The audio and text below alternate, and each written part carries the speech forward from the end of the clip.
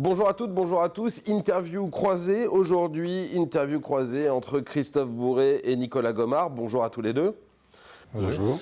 Christophe Bourré, j'ai envie de commencer avec vous. Il faut le dire, votre prise de présidence a eu lieu dans une situation qui a été assez particulière, exceptionnelle. Oui, voire complètement inédite, puisque malheureusement, nous n'avons pas pu tenir sur la forme en présentiel ces réunions, que ce soit le conseil d'administration ou l'assemblée générale, donc elles se sont passées sous un format digital avec cette fameuse application maintenant mondialement connue qui s'appelle Zoom.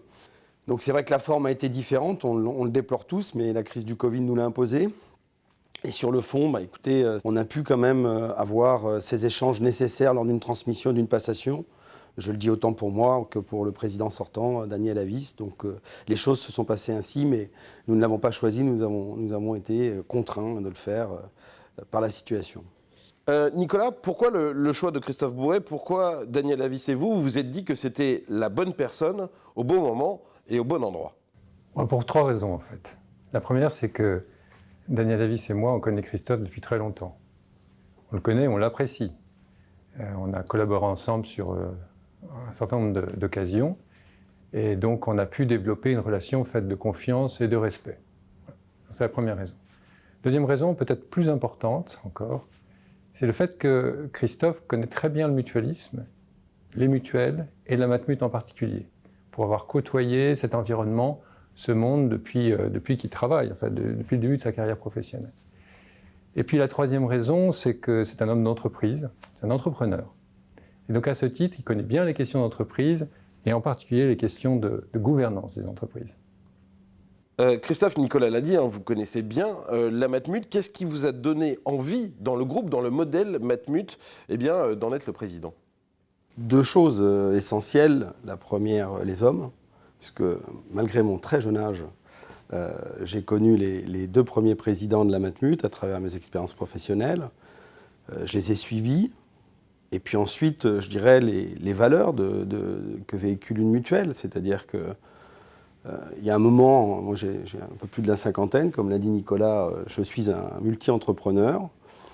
Et puis, dans les valeurs essentielles des mutuelles, la solidarité, l'éthique, l'égalité, il y a quelque chose qui m'a plu, qui m'a inspiré. Et je me suis dit que ce projet-là, à cet âge, très jeune, correspondait à mes envies. Donc, je suis parti pour l'aventure. Alors, ce nouveau binôme à la tête de la Matmut, comment il va fonctionner? Est-ce qu'il y a une répartition des rôles? Tenez, Nicolas, quel va être le rôle de Christophe? Et Christophe, comment voyez-vous le rôle de Nicolas? Pour moi, en tant que président non exécutif, Christophe, c'est à la fois un animateur, un ambassadeur, et puis c'est une vigie aussi. Un animateur parce qu'en fait, il a la responsabilité d'animer la démocratie mutualiste. Et ça, c'est très important, c'est vraiment dans l'ADN de notre maison. Donc à ce titre, il pilote les instances du groupe, le conseil d'administration et l'assemblée générale. C'est un ambassadeur parce qu'il doit porter la Matmut à l'extérieur, en particulier les valeurs de la Matmut à l'extérieur. Et enfin, c'est une vigie parce que, je l'ai dit, c'est un homme d'entreprise, il connaît bien les enjeux du monde qui nous entoure, et en plus, il n'est pas dans le quotidien de la mutuelle. Et par conséquent, il a un regard et un recul très précieux pour nous et pour moi en particulier. Christophe, le rôle de Nicolas donc? Non, mais le rôle de Nicolas, il est déjà défini depuis 5 ans. Il dirige la mutuelle avec ses équipes, ça se passe très très bien, les résultats sont là, je crois que c'est très clair pour tout le monde. Peut-être c'est la façon dont on va fonctionner tous les deux, pour Nicolas et pour moi, qui est importante, mais on se connaît bien. Je le répète parce que c'est très important, il n'y a pas d'enjeu. Et c'est une relation très saine entre un gouvernant, une présidence non exécutive et un DG, puisqu'elle permet de travailler dans un climat apaisé et dans lequel j'espère, en fait, Nicolas l'a déjà dit un petit peu, mais je pense que ma sensibilité à toutes les entreprises que je dirige par ailleurs ou dans lesquelles je suis investi de différents secteurs sont un super observatoire pour nous deux quand nous échangeons. Et j'aime bien le mot que tu as utilisé qui est vigie parce qu'il prendra les décisions comme il les prend déjà aujourd'hui. Par contre, s'il y a une position qui n'est pas, je dirais, établie me concernant sur une question qu'il me posera, je n'hésiterai pas à lui donner ma position. Et je crois que c'est de cette relation que naîtra notre force au sein de la Matmut. Christophe Bourret, aujourd'hui, ça fait quelques semaines que vous êtes en poste. Petit rapport d'étonnement. Qu'est-ce qui vous a marqué au cours de ces premières semaines? Quelles sont vos premières impressions? Les premières semaines, les premiers mois, vous voulez dire, mais moi je dirais d'abord cette crise du Covid, parce qu'on ne peut pas passer à travers. Moi j'ai trouvé la Matmut extrêmement résiliente. C'est peu de le dire d'ailleurs, puisque comme je l'ai dit, j'ai un observatoire d'autres sociétés dans différents secteurs et croyez-moi, dans d'autres entreprises, c'est beaucoup plus difficile et pénible. Moi, j'ai été vraiment touché par la réactivité de l'entreprise, c'est-à-dire, on ne parle pas de mettre 60 personnes en télétravail, hein, on parle d'une entreprise de 6 000 salariés ou un petit peu plus. Et dans un temps record, Nicolas, avec l'ensemble de ses équipes, a réussi ce challenge de faire fonctionner une entreprise alors qu'il n'y avait quasiment plus personne dans les différents locaux. Et croyez-moi, ça, c'est un vrai challenge. Alors, je pense que je vais le faire en tant que président pour le coup. La deuxième chose qui m'a touché, c'est évidemment les salariés, puisqu'ils ont répondu présent et d'une situation inédite, parce que ne nous y trompons pas, psychologiquement, c'est une épreuve pour tout le monde aujourd'hui, et on en verra, à mon avis, les conséquences dans les mois à venir. Les salariés ont répondu présent et l'institution a pu être solide pendant ce temps. Et ça me marque énormément. Et puis la troisième chose qui m'a touché, c'est on a réussi à faire quelque chose en présentiel. C'était notre séminaire de rentrée du conseil d'administration. Pour moi, c'était très important puisque ma prise de fonction date de juin et donc on a pu travailler ensemble, je crois dans un climat assez sérieux. On a beaucoup échangé et pour nous, je pense, Nicolas et moi, parce qu'on concilie notre relation avec le conseil d'administration tous les deux, c'était un passage très important pour imprimer et entre guillemets, faire connaître un petit peu la ligne que nous voudrions avoir dans le futur. Nicolas, Christophe l'a dit, hein, la Matmut a plutôt réussi à bien traverser cette crise. J'imagine qu'il y a eu une transformation de l'organisation du travail. Est-ce qu'elle va se poursuivre? Et puis, quelle est votre vision pour les mois à venir? Alors d'abord, on a vécu une crise. Et cette crise, malheureusement, elle n'est pas terminée. Elle va durer. C'est malheureux, mais c'est comme ça. On peut d'ailleurs dire qu'on est dans une forme d'état de crise permanent. Et donc, il faut vivre avec. Mais pour autant, même si naturellement nous préférerions ne pas être dans cette situation, je crois qu'il ne faut pas s'en inquiéter. Pourquoi il ne faut pas s'en inquiéter?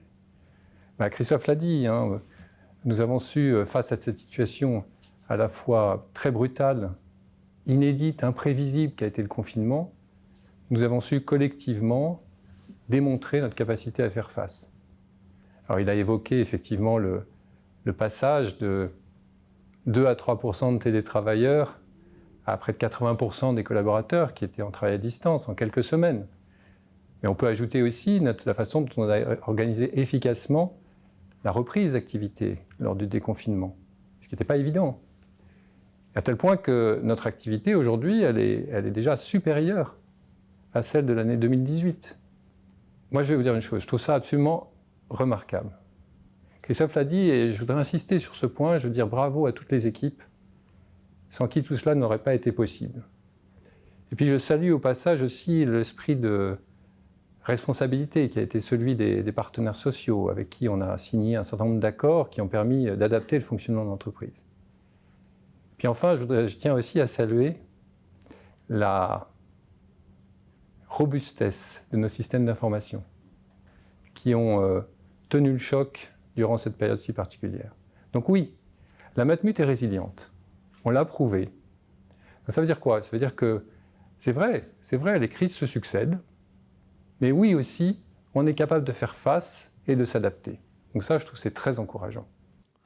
Alors évidemment, il y a la crise sanitaire, mais il y a aussi des échéances hein, dans les semaines qui viennent. Il y a dans quelques jours la réunion des délégués, elle va avoir lieu en octobre. Et là aussi, Christophe Bourret va se tenir dans des conditions particulières. Bah oui, on continue dans l'inédit. On se professionnalise dans l'inédit, puisqu'on sera toujours sur une version digitale. Mais grâce à Stéphanie, une version digitale améliorée et un petit peu plus techno, avec un plateau. On aura, je crois, le conseil d'administration et et l'ensemble des équipes dirigeantes qui seront à nos côtés. Et de l'autre côté, en digital, on aura plus de 800 personnes, puisque c'est les délégués de la Matmut, mais également les délégués des affiliés, des sociétés affiliées de la Matmut qui seront présents. Et bon, on va tenir cette réunion sous un format digital. Je ne vous cache pas que moi, c'est vrai que j'ai vraiment envie de basculer sur du présentiel, puisque j'ai pris ma présidence au mois de juin. On n'a malheureusement pas tenu les réunions régionales avec les délégués. On n'a pas tenu en présentiel également l'Assemblée générale du mois de juin. On fait cette réunion-là, et puis j'espère qu'au plus vite, en 2021, je pense, parce qu'en 2020, ça me paraît un peu compromis, nous aurons l'occasion de tous nous réunir, parce que ça sera un moment important pour moi et ça sera aussi un moment important, je pense, pour les délégués. Nicolas Gomard, j'aimerais bien qu'on parle des plans stratégiques. Il y avait Ambition Matmut 2018-2020, il y a Ambition Plus. Est-ce que la situation sanitaire remet tout ça en cause? Est-ce qu'il y a du retard? Est-ce que ces plans vont être prolongés ou pas? Est-ce que le calendrier va changer? Non, le calendrier n'est pas modifié. Le plan stratégique Ambition 2018-2020 va arriver à son terme comme prévu à la fin de l'année. D'ailleurs, je suis heureux de dire que la très grande majorité des objectifs de ce plan ont été atteints et même dans certains cas dépassés. Donc c'est vraiment une satisfaction. Alors, vous l'avez dit, Ambition Plus, c'est le socle du futur plan stratégique. C'est un plan sur lequel nous avons commencé à travailler, qui va se dérouler de 2021 à 2023, et qui donc, en plus de ce socle, aura 2 volets supplémentaires. Un volet autour de la raison d'être, dont j'espère que les travaux pourront aboutir, et c'est notre objectif en tout cas, lors de l'Assemblée générale de juin prochain. Et puis un 3e volet, qui est un volet de transformation de l'entreprise pour la rendre toujours plus résiliente, toujours plus adaptable. Notre maison, bien sûr, elle se transforme. Tout le monde l'a constaté. Cette transformation, elle est à la fois nécessaire, indispensable, pour nous adapter au monde qui nous entoure, qui lui-même se transforme. Nous devons en permanence nous adapter aux besoins de sociétaires qui évoluent aussi. Mais moi, je voudrais dire un truc très important là-dessus. Cette transformation, il faut la faire, mais il faut la faire au bon rythme. C'est-à-dire, ni trop lentement, bien sûr, mais aussi ni trop rapidement. Et j'y veillerai tout particulièrement. Christophe, en dehors de la situation sanitaire, quel va être votre sujet phare, celui sur lequel vous voulez particulièrement agir d'ici la fin de l'année et au cours des premiers mois de 2021 ? Il y a un projet structurant autour de la raison d'être que vient d'évoquer Nicolas. Il est intéressant, il est important pour l'institution, il doit être porté par la présidence, la gouvernance. Alors dans notre cas, on s'associe complètement dans ce travail. Et il est multifacette. Il est né à l'intérieur de la mutuelle par différentes interactions avec les salariés. Il va se prolonger avec une interaction avec notre sociétariat, va se décliner sous une forme que nous essaierons de présenter à l'Assemblée générale de 2021. Mais ensuite, il va considérablement structurer l'entreprise dans différents thèmes, comme la communication, le mécénat et d'autres encore. Donc c'est un sujet qui va naître dans l'année prochaine, mais qui va certainement nous occuper pendant plusieurs années et amener des modifications assez importantes. Et je crois qu'elles seront à la hauteur dans la situation que nous traversons et que nous allons traverser, puisque nous sommes dans une situation de changement. Allez, pour terminer, dernière question. Si vous aviez chacun 2 mots pour qualifier votre binôme, ça serait quoi? Christophe Bourret.